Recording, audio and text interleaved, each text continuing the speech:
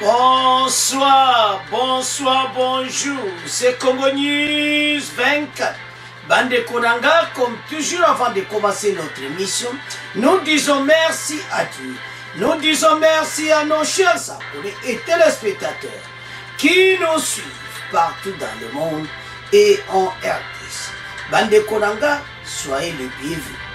À la une chez téléspectateurs, message de Fachi Bandeko en direct à Chine sur armée rwandaise M23 et puis sur opposition na biso na oelekaki na ba marche tout ça toyoka mokonza mboka en direct de la Chine.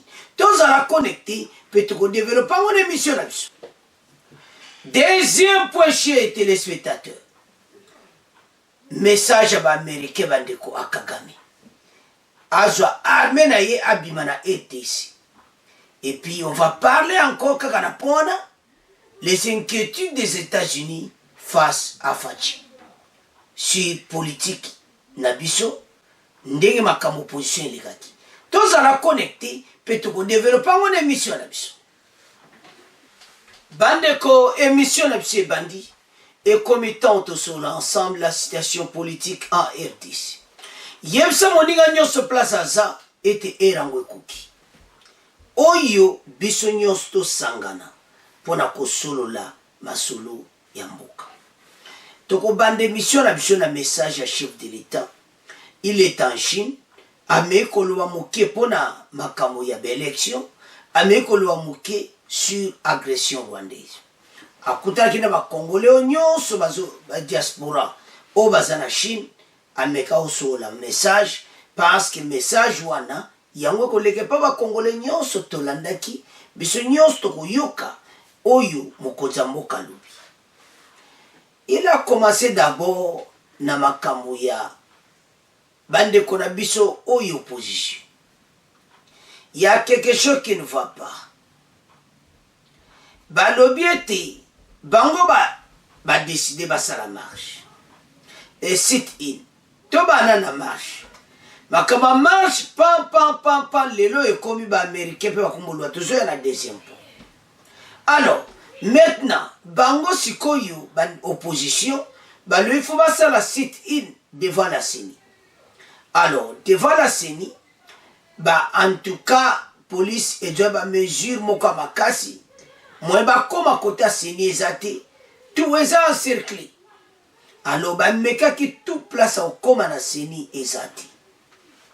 Alors, maintenant, bah, c'est pas les karaté, bah, c'est pas l'affiché wanate. Bah, ndeko, parlons un peu, ça quand même sérieux. Bah, c'est un expert, bah, il y a internationaux, bah, yaki. Bah, petit rapport, na bango été, fichier, il y a kadima, et ça fiable. Internationaux et nationaux. Ce qu'on a besoin de comprendre, ils ont demandé ça, basala audit externe, interne.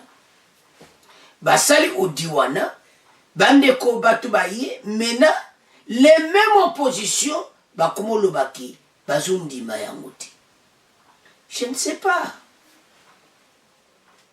Tolingi siko yo, nini. Tolingi kaka trouble. Alors, maintenant, balwa ki ba ke sit ni na sini mesimbiti.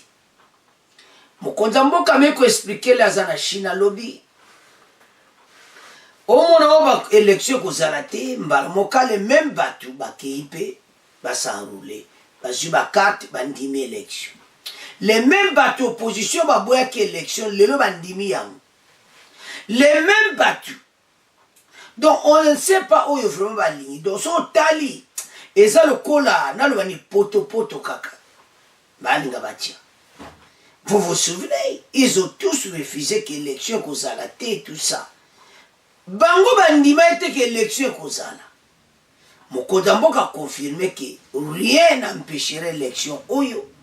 Élection kozala na date presque na calendrier yasini. Et maintenant, Martin Fayulu, Katumbi et tout ce monde, basiliki, basepeliti. Bakenaki sit in nabango devant la CENI. Et ça normal. Mais ceux qui va conduire c'est ça le problème.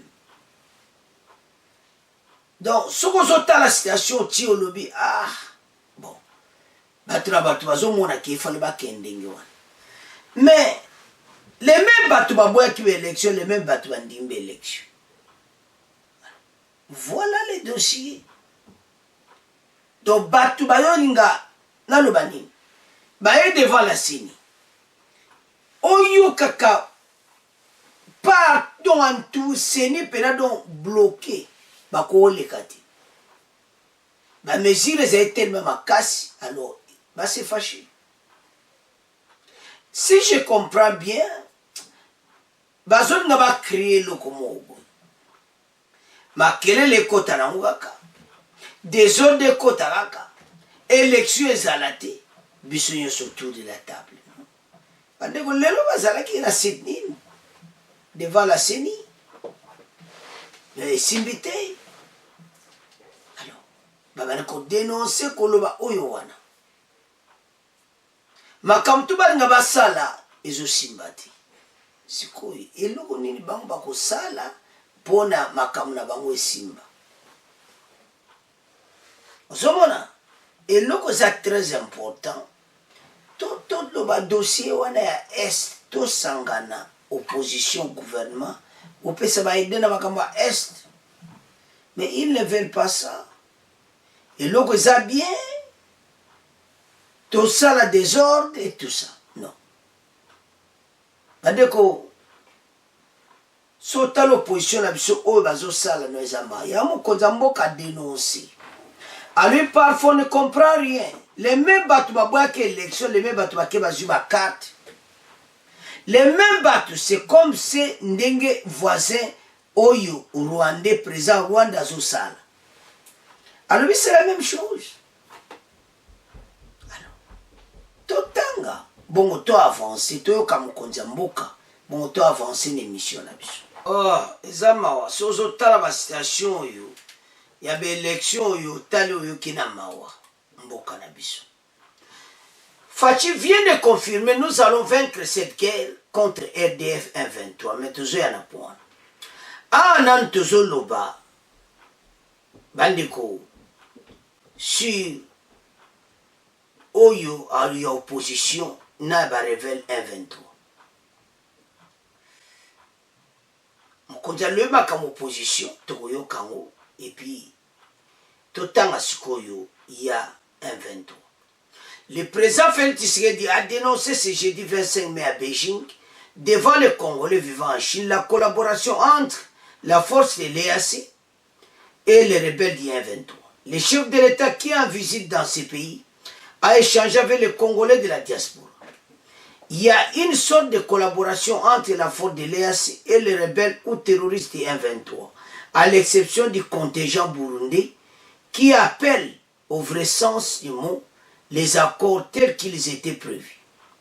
J'en veux pour preuve l'intervention des Burundais lorsque les terroristes 23 commençaient à prélever illégalement les taxes dans les territoires qu'ils occupaient. Quant aux autres, la cohabitation continue. Aluba ebinyo sezoleka. Burundi ba meo l'accent action moka bien ba pexi ba toana ba joba taxes illégalement. Quant aux zones, la cohabitation continue, ils ont prélevé la taxe na Bunagana, wana ba Ougandais. Donc, ba Kenya, ils ont solona, donc c'est comme ça. Alors, a dénoncé le chef de l'État aussi l'agression dont la RDC est victime. Une agression lâche et barbare de la part du Rwanda et de son chef Paul Kagame, qui aujourd'hui a dit tout haut les vraies raisons de cette campagne de déstabilisation permanente de notre pays.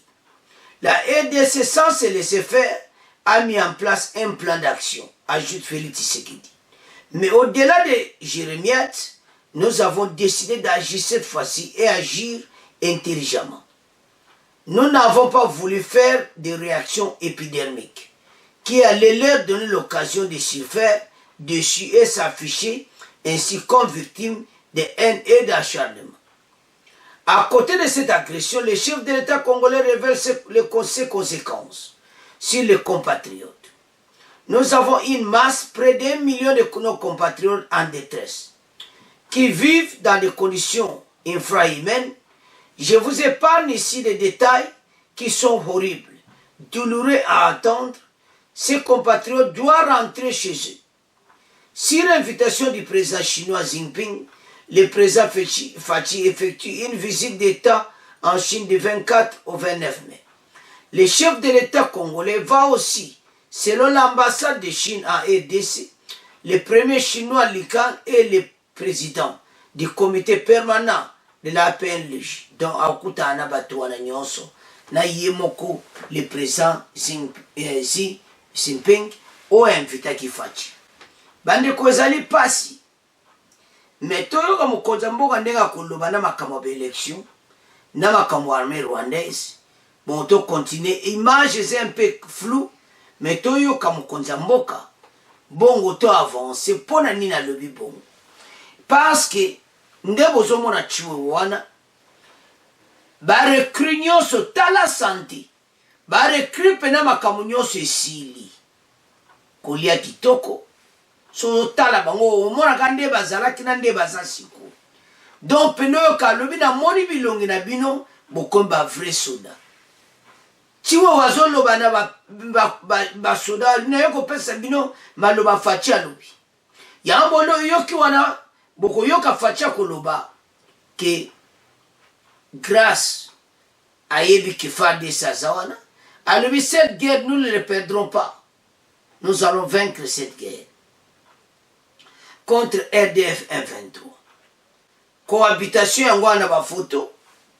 Donc bazo sola na bango, bazo seka, donc batu boye ko benga na bango bokomba mas. Donc eza propriété c'est que les Ougandais bazo sala.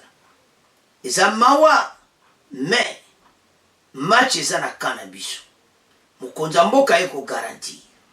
Nde bozo na FARDC bandiko baza en forme. Ya mokonza mboka lobi ke toko gagne guerre. Acha mutema d'abord na FARDC. O baloba ke zaya koinda esi indi ndebo somona M23 mayele se sili bango. Alors bako mona pe bako vivre biloko na bango, mais mokonza mboka lobi nous n'allons pas perdre cette guerre. Toyoka le chef de l'État solution yokaye bon après to avancer l'émission na biso.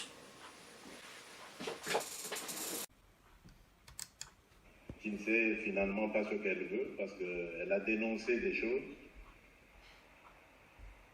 Elle a dénoncé la CENI, elle a dénoncé la Cour constitutionnelle, mais finalement, ces mêmes opposants ont rejoint quand même le processus. Ça me rappelle un peu 2018, lorsque les mêmes là étaient en train de dire on ne veut pas de la machine à voter, puis à une semaine des élections, on accepte la machine à voter. C'est la même chose. On dénonce, mais le lendemain, on va s'enrôler et on prend la carte. On ne sait pas ce qu'on veut. Et ça rejoint exactement les mêmes velléités de cet horrible voisin qui veut déstabiliser la République démocratique du Congo à l'Est et maintenant amener le foyer de tension au cœur de Kinshasa, tout en comptant aussi sur une ébullition du côté du Katanga. Nous sommes au courant de tout ça. Ne vous en faites pas. Et nous allons nous défendre bec et ongle. Ce dont je suis sûr, c'est que nous ne perdrons pas cette bataille. Les élections auront bel et bien lieu à la date prévue dans le calendrier et personne ne nous empêchera de le faire.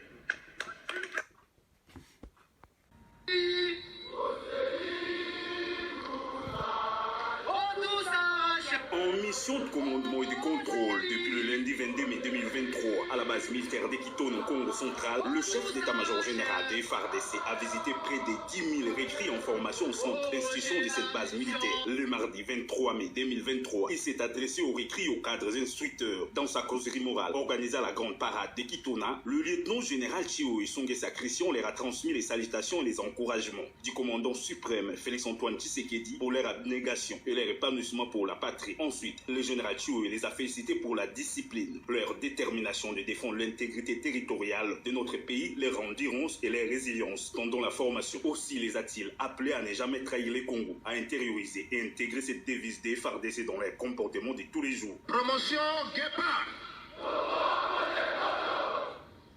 Naligina komisanano mbote ya mokonzi ya mboka. Nayaki kotala bino, namonaki bino denge bozalaki. Lelo pe namoni bino denge bozali. Namoni changement eza na miso na bino. Elongi na bino ezwi poso mosusu. Namoni poso ya soldat. Discipline eza mai ya komela ya soldat. Ndenge oza na centre et l'armée est reposée sur le règlement militaire. Ndenge toza a armée eza na mission na yango. Sur yo kobima, oko présenter nini na mboka. Esengeli o présenter eloko moko na mboka. Eloko wana c'est protéger la population et défendre l'intégrité territoriale. Est-ce que tu as gagné? Soulignons que la visite du chef d'état-major général a pour objet l'évaluation des conditions de vie et de l'état de l'avancement de la formation des recrues. Bien avant sa prise de parole, le lieutenant général Ilunga Kampete Igraston, commandant de la base militaire d'Ekitona, a souhaité la bienvenue au chef d'état-major général et souligné le bon déroulement de la formation des recrues dans cette promotion bâtie. Bandeko Tolandi, le chef de l'État, Azaki clair. Alors, cette guerre, tu as gagné. Agression rwandaise, bazana problème sérieux. Bako vivre biso, ya bomoni vidéo wana, ya FARDC Tolandi, chiwe wependenga lobby. Donc, que nous n'allons pas perdre, ce qui est sûr, c'est comme ça. Malgré l'image, ils ont une propriété, mais Tolandi Toyoki Mukonzamboka. Nous allons vaincre cette guerre. Armée rwandaise M23 ba okokelo côté parce que bisomo kaka FARDC c'est tous à force. Bomoni chiwo wana kitona kena kotala 10 000 oba kenegi kuna. Les 10 000 bande kotala santi. Tala formation kitoko. Pour vous comprendre que match ils ont baluka kalati. Alors ces jeunes, c'est ces formations. Mission est claire. Le président de la République l'a dit et vous avez écouté que nous n'allons pas perdre cette guerre. Nous allons vaincre. Nous avons suivi Chiou. Et bon, salut, on a pas l'intégration territoriale et battre la main. Et puis, vous battez la population. Petit message, moi, à ma casse, un message à mon Konzamboka. Oyo partout internet et panzani message oyo. Alors, guerre oyo tukolonga ya. Ndenge to la next wana tokena na point ya président rwandais. Ils ont déstabilisé mboka na biso. Même bato opposition oyo bato nyonso bazosala. Vous avez clairement été visé quelque chose. Des ordres de Kota Namboka. Même si ça ma côté à Kinshasa, même dans les centres de Kinshasa, des Fachaloubi. Mais Bakoti a fait c'est partout pour contrecarrer Batou. Citation tous en pour le moment, tous a menacé Makasi. Le président rwandais, Mikolona et Kalati. Les Américains vont mututé pour remplacer. Baba za chuna mutu na maona région. Côté la biso, ba moni fatia za nationaliste. Moi ba za fatia koma mutu na bango ezati. Bazana besoin ya mutu moko a occuper mboka na biso te biso to keiba nde toza wana bato bakomona bakonzi na kati nyonso akre baza na décision obongisa mboka mboka ekotelema bandeko. Alors soki ozotala biloko oyo eza mawa bamosusu bake otya désordre na seni partout. Mokonzi mboka alobi ça se passe comme ça. Omona baye azwa carte ya kovoter te les mêmes personnes lobi aki ya kovoter. Donc on comprend rien ce qu'ils font. Les mêmes bato baboyaki élection to li kadima te les mêmes bato bandimi élection. Bandeko sozolanda dossier omona ki non eza mawa tokokenda makambo oti wapi. Bandeko totelema pour l'intérêt de la nation. Notre pays eza menacé makasi mais bakolonga te bitumba oyo biso tokovaincre bango. Bandeko bana mboka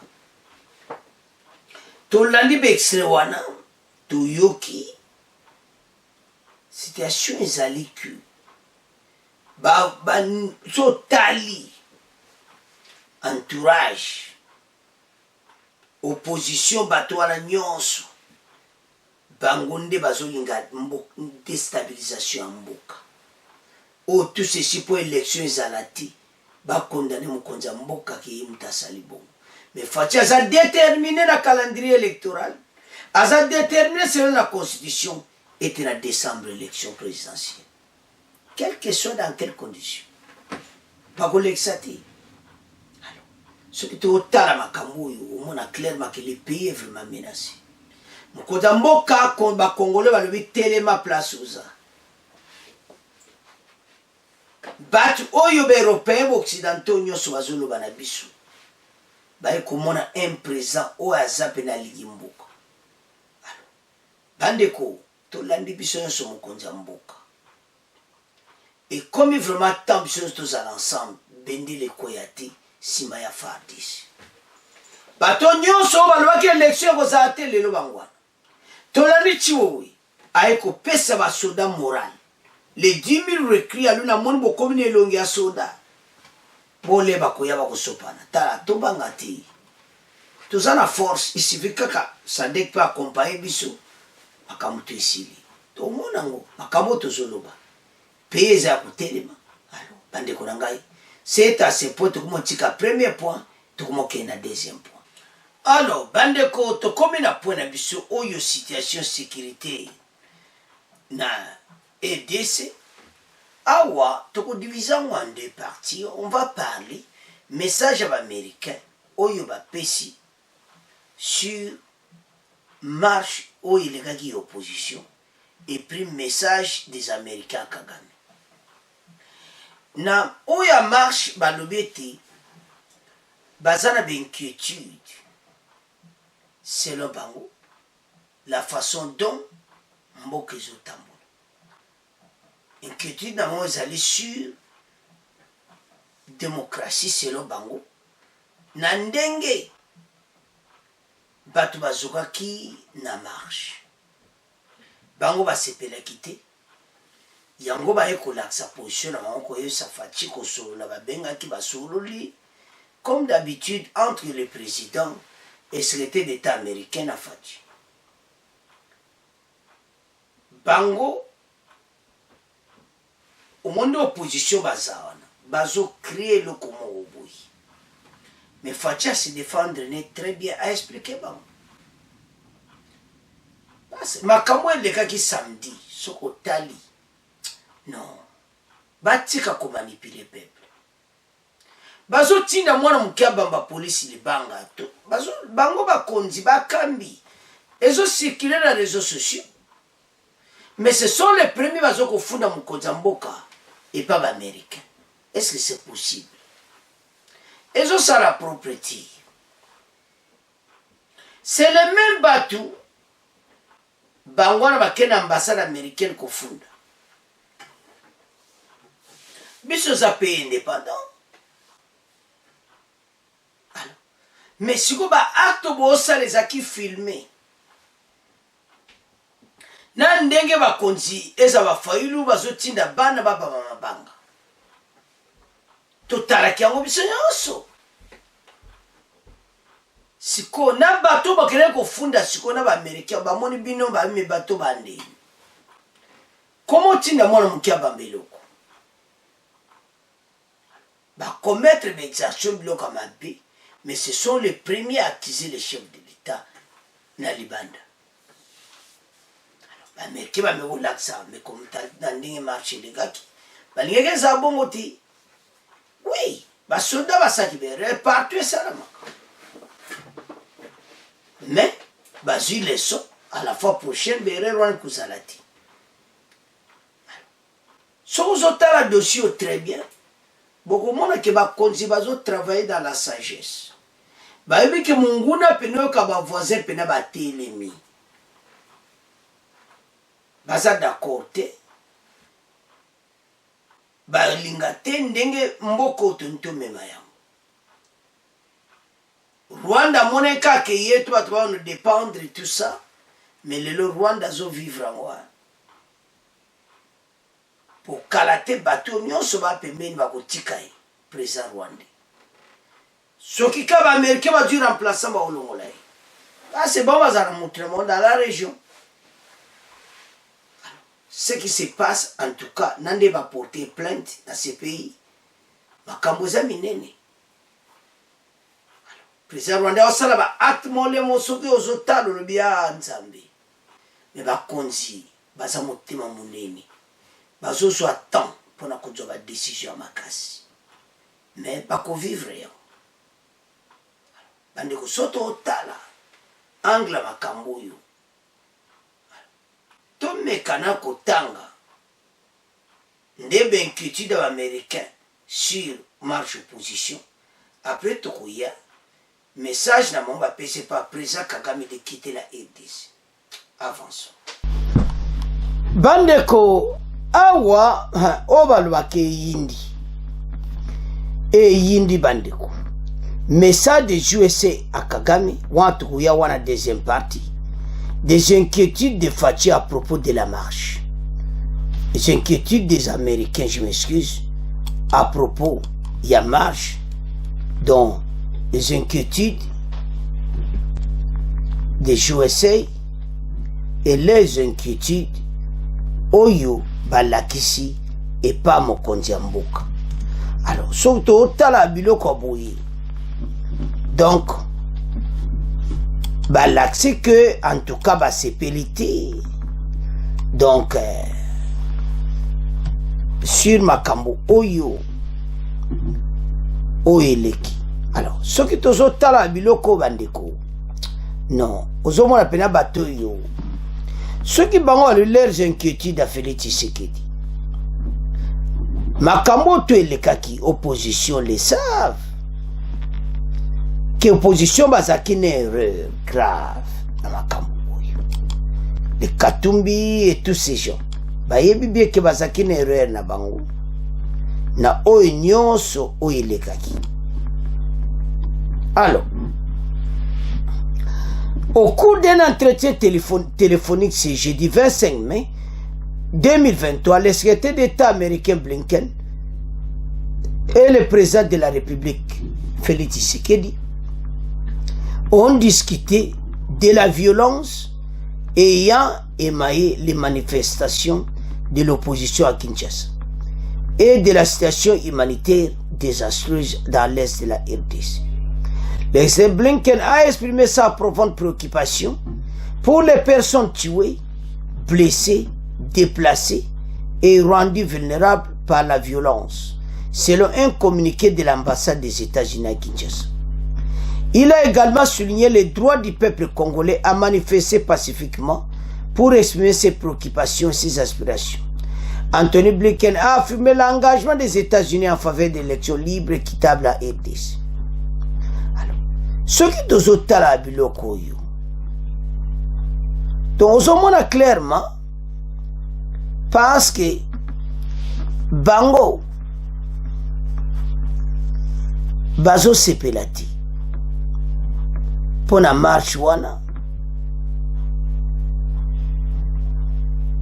bazo lo makamabe na niveau ya ambassade.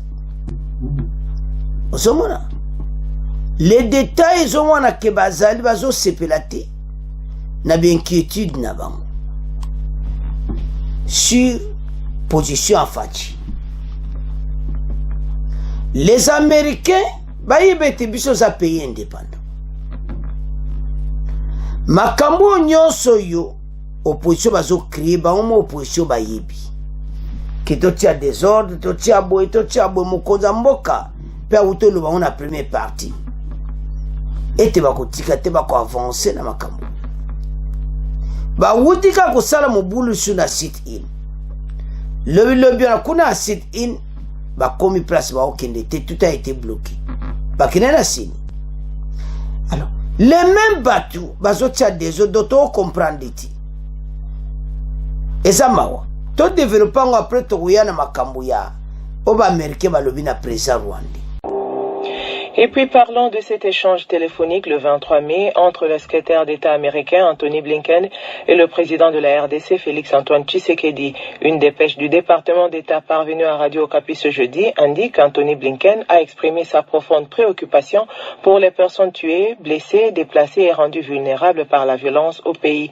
La même source précise que les deux personnalités ont discuté de l'importance et de l'urgence du retrait, du désarmement du M23 conformément au communiqué de Luanda. Et pour toutes les parties de s'acquitter de leurs obligations du communiqué de Luanda. Aussi de s'engager dans les cadres de processus de Luanda et de Nairobi. Anthony Blinken a également souligné le droit du peuple congolais à manifester pacifiquement pour exprimer ses aspirations et l'engagement de son pays pour les élections libres et apaisées en RDC, précise la même source. Bandeko totangi wana ba américain baza inquiétude sur Fachi sur ndenge makama marche ou elekaki. Biso za pays indépendant, faut bayeba yango. Ouais, c'est pas ça qui partout c'est pas ça. Ouais, ça m'a paix, so ba comme ko beta tu minduki ko boma batu. Ma ouais les kaki. Soko lani li solango bien tangi o lem suto lo bandike bele balandaki. Ba ebisi opposition bo suka awa ba on ba lingiti. Même gayo salanga bien te mais pourquoi boui? Bobika la police on l'accès force na e. Mais ba yebisa yi bango ke bo suka awa. Et puis sur tel côté opposition ba mi konzi ya opposition bazo tinda. Bana mikeba ba mama banga. Ba américain ba l'accès inquiétude na ba. C'est tout à fait normal. Que tout ça démocratie ba tout bas mais puis ba yemo Blinken a corriger malubane so tangi bien. À l'objet ba manifestant il faut luka ba manifester pacifiquement. Batika désordre, pas sortir désordre. Police on l'accepte désordre. Yangwana insisté te ba marcher pacifiquement. Batika mon boulot. Donc toyebe te ba ko sala. Ba négociation tozo vivre et zo senga compréhension zala entre opposition na biso parce que toza déjà les ennemis au sakanati. Ba américain ba omonde bazamba o sepelation mokonza mboka ti. Ba linga présent o alingi nemboka te s'en fout ba ngba ko embrasser. Lokola ba yo mona ka mutango azane nationaliste machi kufi. Kope kufi. Ba américain bazo sepelate. Ba linga mokonza mboka za na position nde ba omo ba yebeli kaka. Mokonza mboka le bita na laksa ke za nationaliste. Tala makabuté sur le parabiso. Mais azana bango mayele. Alors, oyo bazolika ba créer opposition, eza pona ko créer des autres élections aux alati. Mais mokonza mboka si a confirmé élection kozala. Olinga ti. Et puis comme on a ko bamba biloko ndegwana des policiers blessés et tout ça.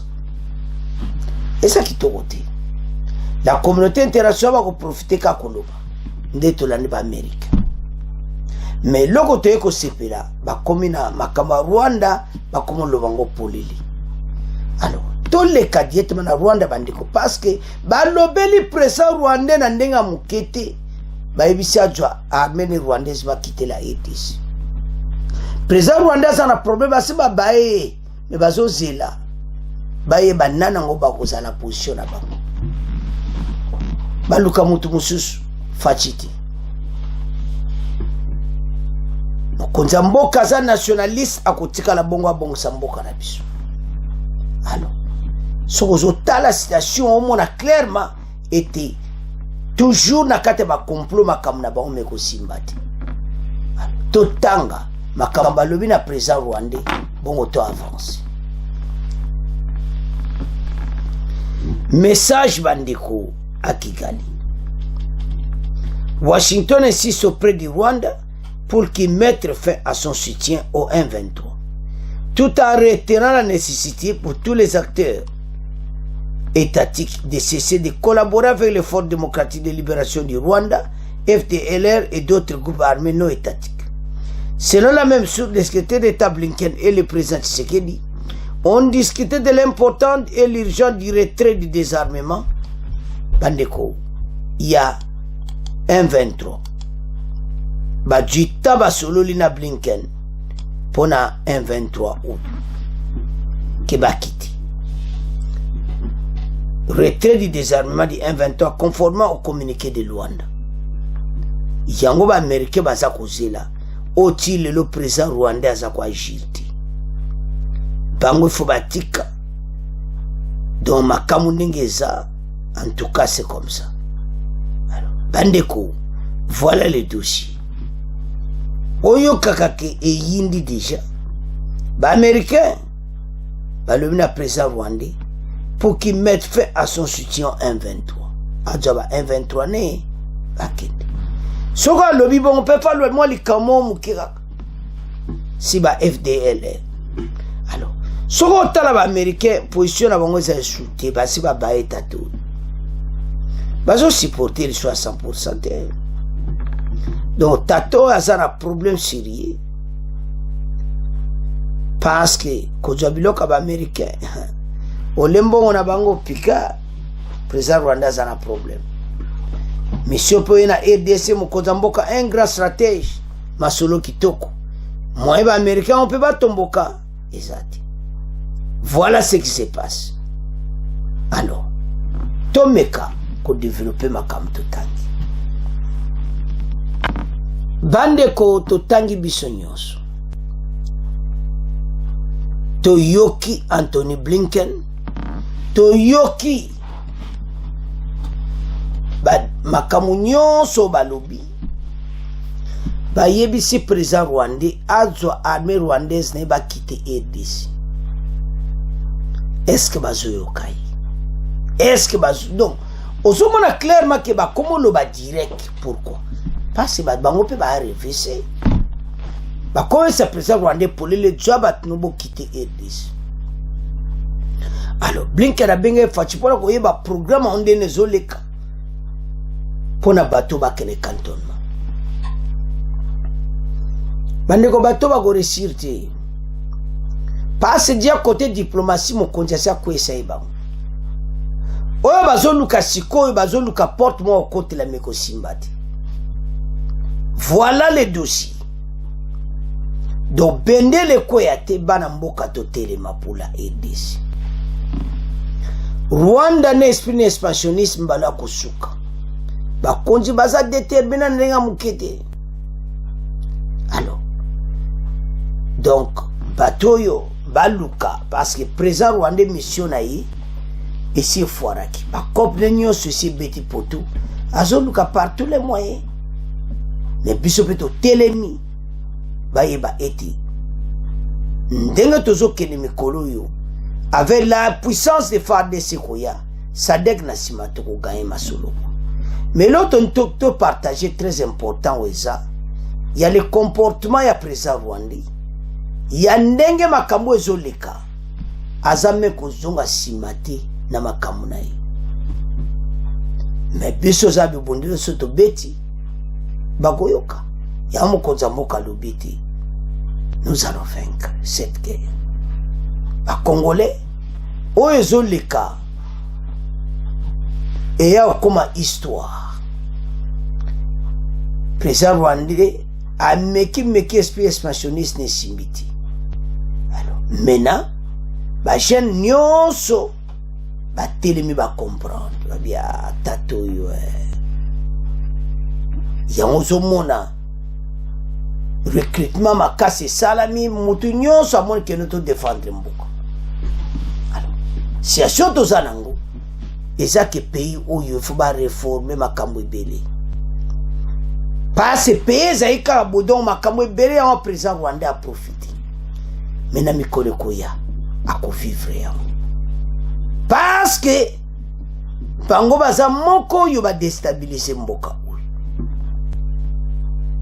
Maintenant tozotel biso nyonso to avancer ensemble et tokai makambo. Quand le président dit que nous allons gagner cette guerre, nous n'avons pas peur. Le message est clair. Alors, l'Américain va y président rwandais quitter la RDC na batu na yo. Ezaya ko yinda esi yindi. Donc bango, il faut pas quitter. Voilà, bandeko. Donc comme il a fait mission, vous continuez à s'abonner massivement. Au revoir. À la prochaine.